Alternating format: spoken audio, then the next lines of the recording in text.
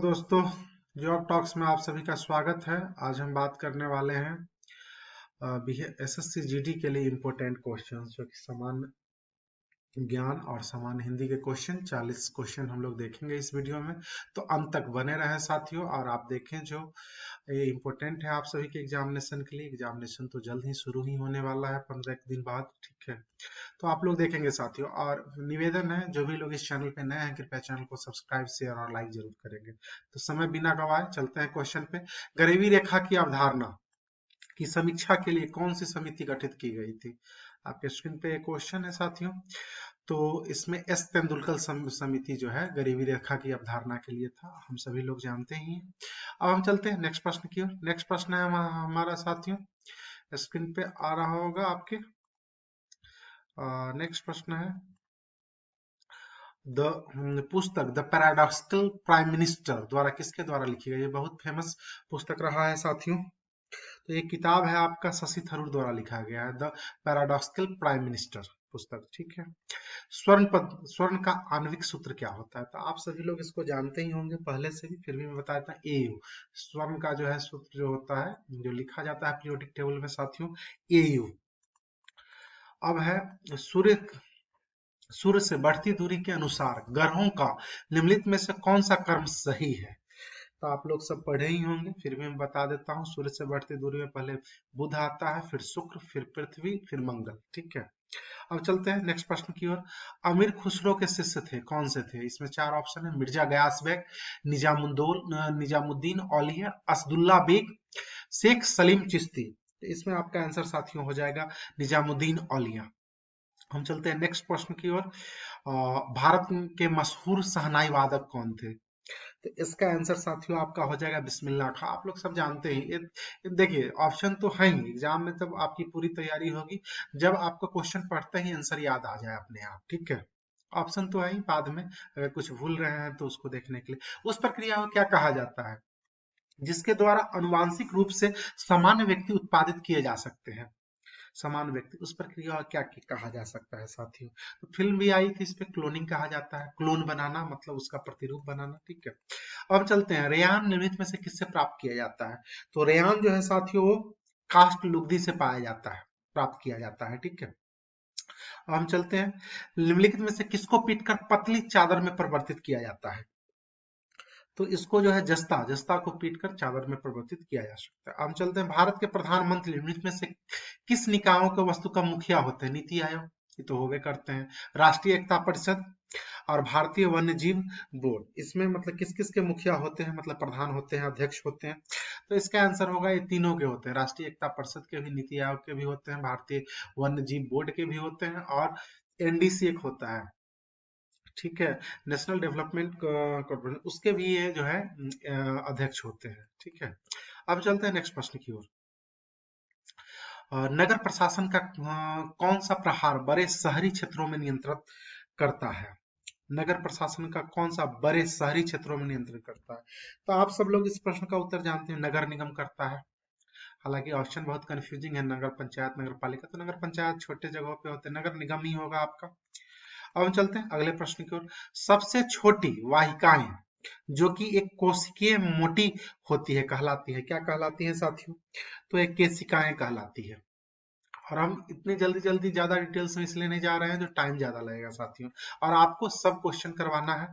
तो आप देखिए, केवल वह स्तंभ जिसमें अशोक ने स्वयं को मगध का सम्राट बताया है वो कौन सा स्तंभ है? बहुत ही फेमस स्तंभ की बात यहाँ है साथियों, वो है आपका भारवो स्तंभ, जिसमें सम्राट बताया है अशोक ने खुद को।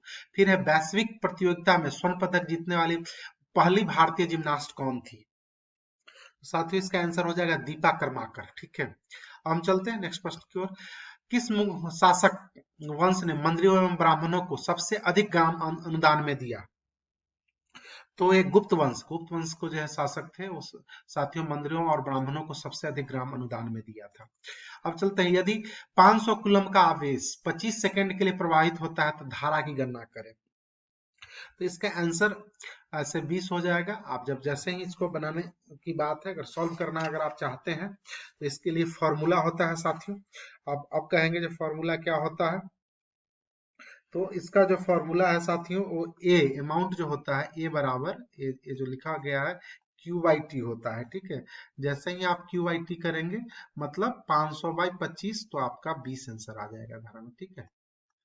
500 बाई 25 करेंगे तो आपका 20 आंसर आ जाएगा, ठीक है। 20 एम्पेयर होगा, ठीक है। अब चलते हैं नेक्स्ट प्रश्न की ओर। निम्नलिखित निम्नलिखित नहीं, किसी वस्तु की गति के दौरान समय के साथ इसका वेग नियत रहता है। तो साथियों इसका आंसर हो जाएगा एक समान रहता है। किसी वस्तु की एक समान गति के दौरान वेग नियत।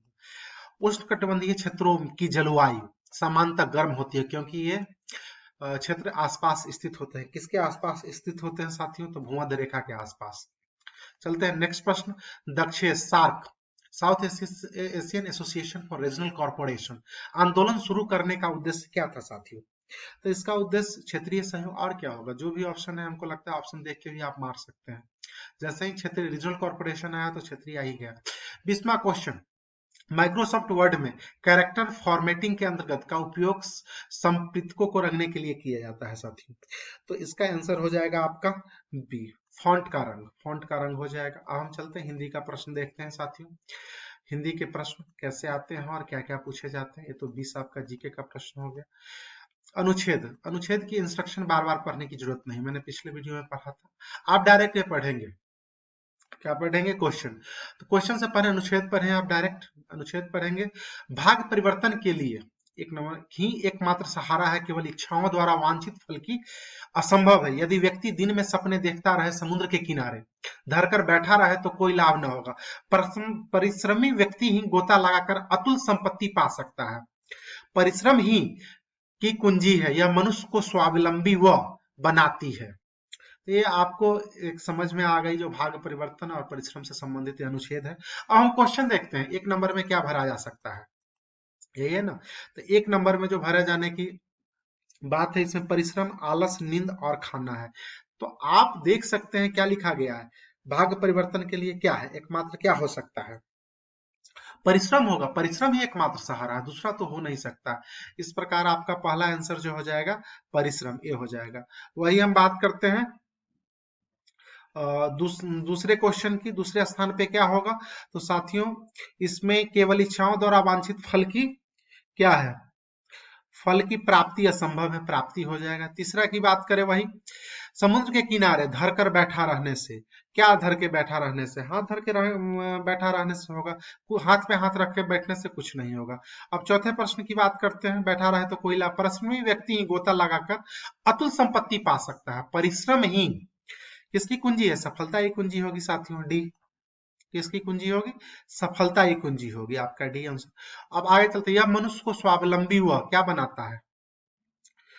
स्वावलंबी और आपका जो है आलसी बनाता है। नहीं नहीं नहीं, गद्यांश के वहां क्या बनाता है साथियों? तो मनुष्य को स्वावलंबी, स्वाभिमानी, सुस्त और उपेक्षित, तो क्या बनाएगा साथियों? तो यह मनुष्य को स्वावलंबी व पॉजिटिव वर्ड ही होगा कोई, तो स्वाभिमानी बनाता है, ठीक है। अब चलते हैं नेक्स्ट प्रश्न की ओर। नेक्स्ट प्रश्न है हमारा 6 नंबर प्रश्न। अब देखते हैं, थोड़ा छोटा प्रश्न आ रहा है, इसको बड़ा कर ले, ठीक है साथियों। तो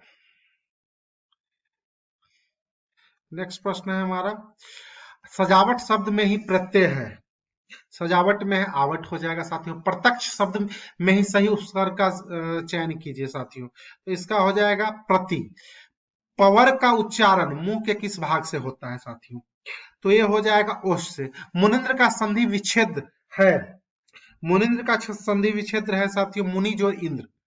उसका चलते नेक्स्ट पर, हलवाई का स्त्रीलिंग है, क्या हो जाएगा साथियों? हलवाई का स्त्रीलिंग हो जाएगा हलवाई। स्त्रीलिंग शब्द का चयन करें, इसमें चारों ऑप्शन में आपका आंसर हो जाएगा साथियों संसद। संसद लिफाफा शब्द है, कौन सा शब्द है साथियों? तो अरबी शब्द है। अब चलते हैं समजोर सार शब्द संधि निर्देश कीजिए।